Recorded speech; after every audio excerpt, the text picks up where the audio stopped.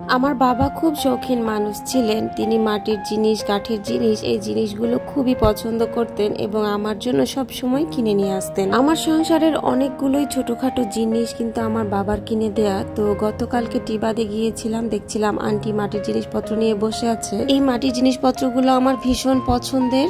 আমি যখনই দেখি কিনি। আমার ঘরে প্রায় কয়েকটাই ফুলদানি আছে মাটির, খুব সুন্দর সুন্দর। আমি এখানে একটা চায়ের কাপ আর একটা হচ্ছে কলমদানি কিনেছিলাম, যেটা আমার মেয়ে পছন্দ করেছিল।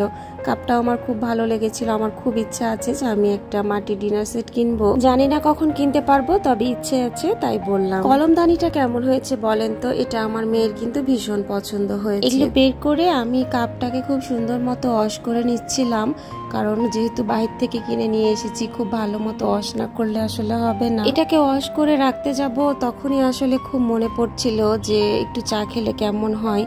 তো এটা পরিষ্কার করে, খুব সুন্দর মতো পরিষ্কার করে নিয়ে আমি একটু চা বানাবো ভাবছিলাম। একটা সময় ছিল চা ছাড়া আমার চলতোই না, কিন্তু এখন শারীরিক বিভিন্ন সমস্যার কারণে আমি আর রেগুলার চা খেতে পারি না। মাঝে মধ্যে খুব ইচ্ছে হলে খাই, তবে আজকে কাপটা দেখে আসলে একটু ভিডিও করারও ইচ্ছে হলো যে একটু চা বানাই। আজকে এই ভিডিওটা এডিট করার সময় একটা কথা খুবই মনে পড়ছিল, সেটা হচ্ছে আমার আব্বার কথা খুবই মনে পড়ছিল। আমার আব্বা সবসময় আমাকে চা বানিয়ে খাওয়াতো। আমার আব্বা সবসময় নিজে চা বানিয়ে খেতে খুবই পছন্দ করতো এবং সবাইকে খাওয়াতে পছন্দ করতো। 9টা বছর হয়ে গেল আমার আব্বা আমাদের ছেড়ে চলে গেছে। আজকে জানি না কেন খুবই মনটা খারাপ, খুব মিস করছিলাম আমার আব্বু আম্মুকে। গেল জুন মাসে আমার আব্বুর 9 বছর হবে মারা যাওয়া, আবার এই জুন মাসে আমার আম্মুর হবে 4 বছর মারা যাওয়া। আমার আব্বু আম্মু 4 বছর আগে পিছে মারা যায় এবং জুন মাসে মারা যায়। আমার আব্বু মারা যায় 17 তারিখ এবং আম্মু মারা যায় 19 তারিখ।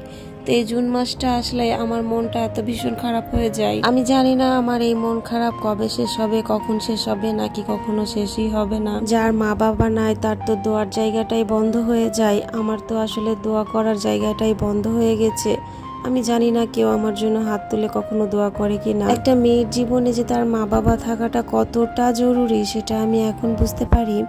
আমার আব্বু আম্মু আমাকে দিনের মধ্যে 4-5 বার কল দিত। আমি সেই সময় এতটাই বিরক্ত হতাম, রাগ করে তো কাজের বাহানা করে অনেক সময় ফোনই ধরতাম না। আবার ফোন ধরেও তাদের উপরে কত চিৎকার করতাম, তোমরা এত ফোন দাও কেন, আমার কি কোনো কাজ থাকে না? আমার মা তখন আমাকে বলতো যে তুমি যখন মা হবা তখন আসলে বুঝতে পারবা, তুমি যখন তোমার মেয়েকে পরের ঘরে দিবা তখন বুঝতে পারবা যে মা কি জিনিস, কিংবা আমি বা তোমার আব্বা যখন থাকবো না তখন তুমি বুঝতে পারবা।